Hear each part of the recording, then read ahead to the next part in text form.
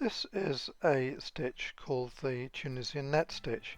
It is similar to the Tunisian seed stitch, but it produces a somewhat looser fabric, and it is easy to do. It is composed of alternate knit stitches and knit stitch purled.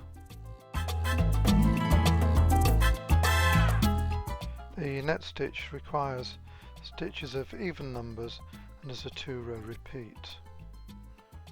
So the first thing to do is to create a Tunisian foundation row, and for the swatch I'm going to make, I'm going to chain 10. The link on how to do a Tunisian foundation row is above. So I shall now move on to the first forward pass of net stitch. And I've now got one loop on the hook, and this represents the first stitch. And now for the first knit stitch.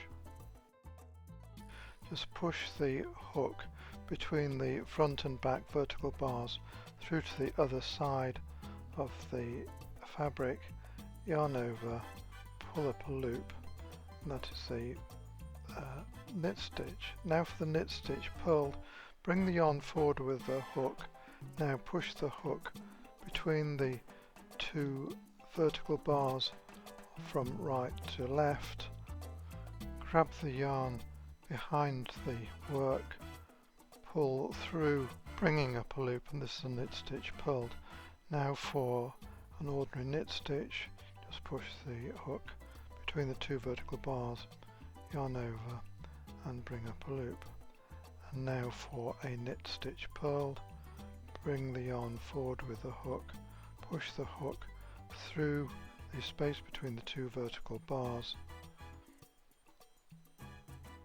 yarn over and pull up a loop. And now for a knit stitch, push the yarn between the front and back vertical bars, yarn over and pull up a loop. And now for a purled knit stitch, bring the yarn forward, push the hook between the two vertical bars, yarn over and pull up a loop. The 8th stitch is a knit stitch, and now for the 9th stitch, this is a knit stitch purled, and the 10th stitch and final stitch of this forward pass is by placing the hook into the marked space, yarning over and pulling up a loop. Now chain 1. As always, I like to mark the space for the last stitch of the next forward pass to keep the edge nice and neat. Do a normal Tunisian return pass, and this is the stitch pattern that is being created. For the second forward pass, we start with a knit stitch purled, and then do alternate knit stitches and knit stitch purled until the end of the row.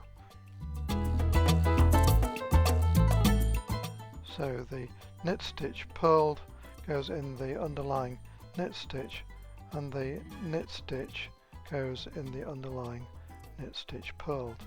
And you can tell the difference between the two because the knit stitch purled has a little bump below it, making the stitch a bit shorter that you work into.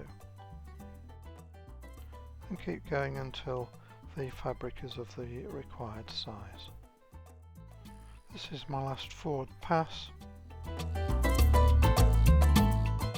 You can see a long stitch, and this is a knit stitch, so I'm now going to do a knit stitch purled into it.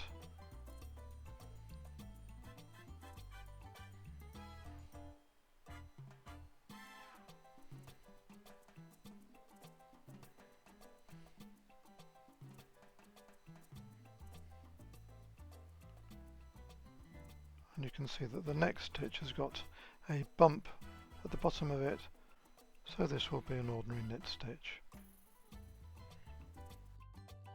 and so on.